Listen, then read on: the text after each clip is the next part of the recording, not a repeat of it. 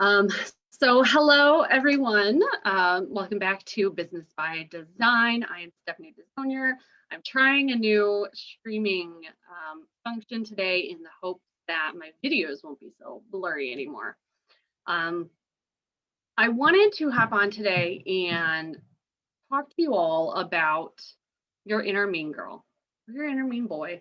I shared a post a few days ago about 4 ways to silence your inner mean girl. And a good friend of mine actually pointed out that she thanks her inner mean girl for trying to protect her, but that she doesn't need her.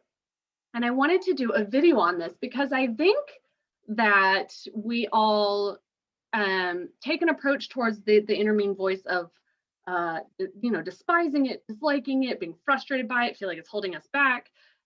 But it's important to recognize where it's coming from, why it's showing up, and how to release it in a way that is healthy for you and beneficial for your business. So my friend calls her inner mean girl Mandy. And the goal of our inner mean voices, those voices that tell us we can't do something, we're not good enough, we shouldn't be stepping outside our comfort zone, is because they're trying to protect us. As human beings, we want to stay inside our safe zones because historically, staying where you know it's safe was a means of survival. And so going outside of an area that you knew to be safe, outside of techniques or skills or mindsets that were safe, could literally spell death for us as cognizant thinking mammals.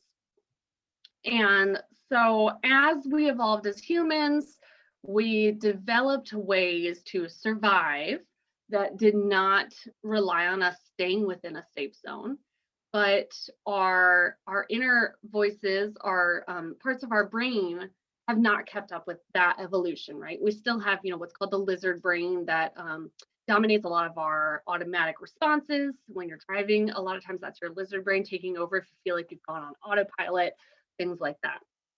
And so this side of the brain, when we decide we're going to do something new and scary, like start a business or expand or purchase another business or take on a giant wholesale contract, whatever it is, our brain goes, whoa, that's risky. That's how people die, right? Because our brain is used to do new and risky behaviors resulting in death. So our brain's going, that's how people die. That's a really bad idea. My job is to keep you safe, and to keep you safe, I'm going to keep you where we know things already.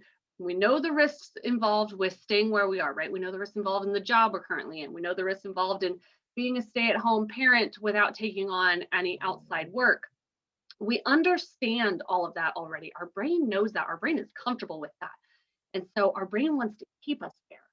But we can't grow as business owners, as individuals, as human beings, if we don't push past and outside that safety zone, right?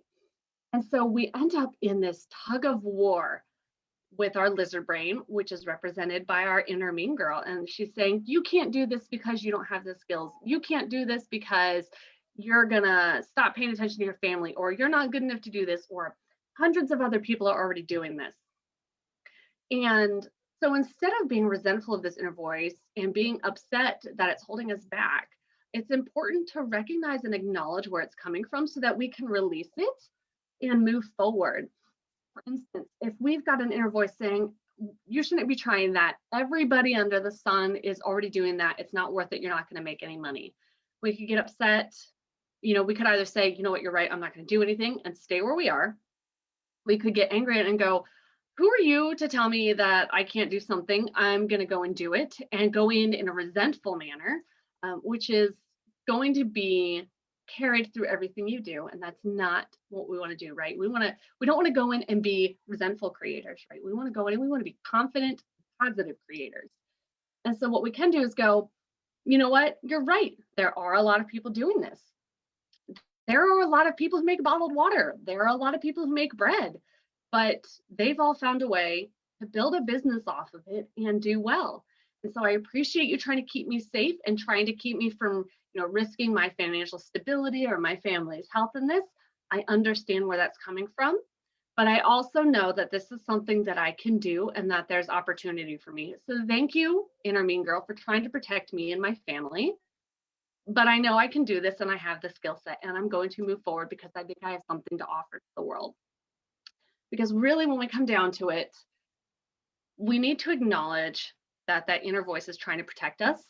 We need to respect that this inner voice is trying to protect us. We need to recognize where it's coming from, right? If it's coming from the perception that this is an oversaturated market, there might be something there. So then it encourages you to think through, well, how am I going to differentiate myself in an oversaturated market?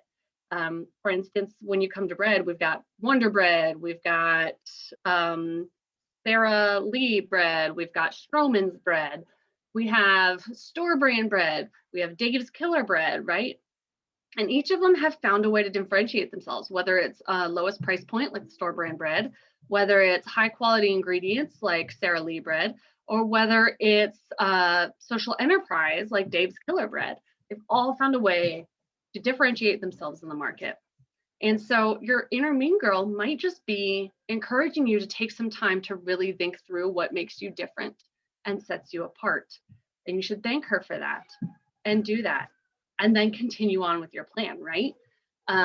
Maybe your inner mean girl is saying, like, you don't have the skill set to do this, you shouldn't try. And recognize where she's coming from. Do you have the skill set to do this? Just because your inner mean girl says you don't doesn't mean you don't. You might have a decade worth of experience in doing this and know how to do it. And then you tell her that. Say, you know what? No, I actually do. I know I'm a little insecure, but I have the experience to do this. Thank you. My children have now shown up downstairs, so I'm sorry if it gets noisy. Or your inner mean girl could say this and you go, yeah, you know what?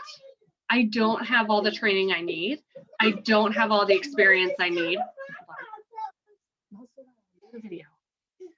And in that case, you go and you get the additional training, you get the additional experience, and then you move on with your path, confident that you have the experience to back it up now.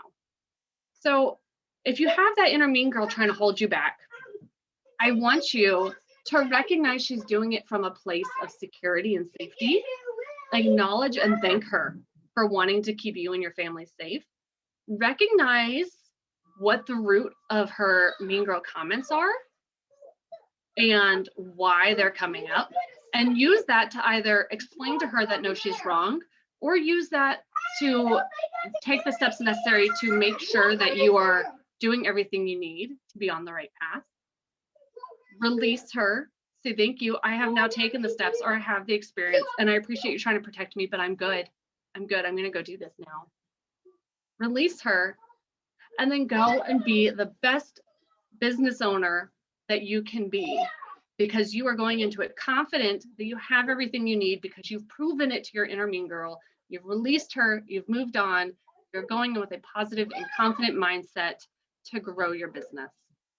So next time your inner mean girl pops up, I hope you think about this video, take some time to work through that thought process, understand where that's coming from, and use that not to hold you back and keep you from pursuing what you want to do, but as a way to accelerate your path towards your dreams.